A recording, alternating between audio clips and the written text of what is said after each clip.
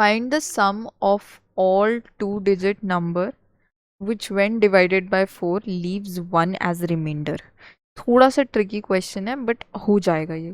सबसे पहले आपको यहाँ पे क्या दे रखा है, find the sum of all two digit number. एक रिस्ट्रिक्शन लगा दी है टू डिजिट नंबर की, जिनको जब आप 4 से डिवाइड करोगे तो वो हमेशा 1 रिमाइंडर थ्रो करे। ठीक है, तो उस केस में कैसे नंबर्स होंगे शुरू से देखते हैं। टू डिजिट नंबर है तो 10 से स्टार्ट करते हैं। ठीक है, तो 10 तो नहीं होगा, 11 भी नहीं होता, 12, 13 हमेशा थ्रो करता है। यानी कि जो 4 का टेबल है ना, उसके जैसे 4 इंटू 1 इज योर 4। ठीक है, 4 into 2 is 8, 4 into 3 is 12। 12 plus 1 कर दूंगी 13 आएगा, ये हमेशा 1 रिमाइंडर देगा। सिमिलरली 4 इंटू 4 16 प्लस 1 कर दूंगी, ये 17 हमेशा 1 रिमाइंडर देगा। तो अगला क्या हो गया आपका, 17 हो गया। ऐसे 4 इंटू 5 20 प्लस 1 आपको हमेशा क्या देगा, 1 रिमाइंडर देगा। तो अगला क्या हो जाएगा, 21। ठीक है, और हमेशा टू डिजिट की ही बात हो रही है यहाँ पे, तो 100 से जस्ट छोटा कौन सा नंबर होगा जो यही चीज़ करेगा। तो सबसे पहले 100 से जस्ट छोटा आप 4 का मल्टीपल देख लो, दैट इज़ योर 96।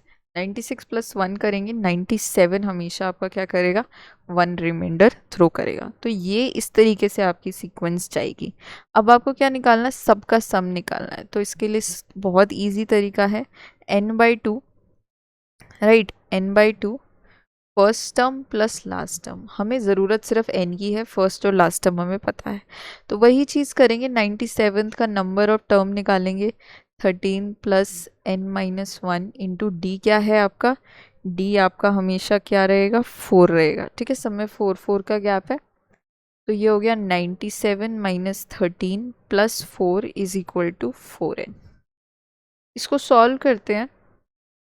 क्या करना है हमें, 97 minus 13 plus 4 divided by 4 will give you 22 as your n। अब n आ गया तो सम निकालते हैं। सम आपका क्या हो जाएगा, 22/2 plus 13 plus 97। 13 plus 97 divided by 2 into 22, that will give you 1210 as the sum of all the digits। तो क्या आ जाएगा, 1210 आपका फाइनल।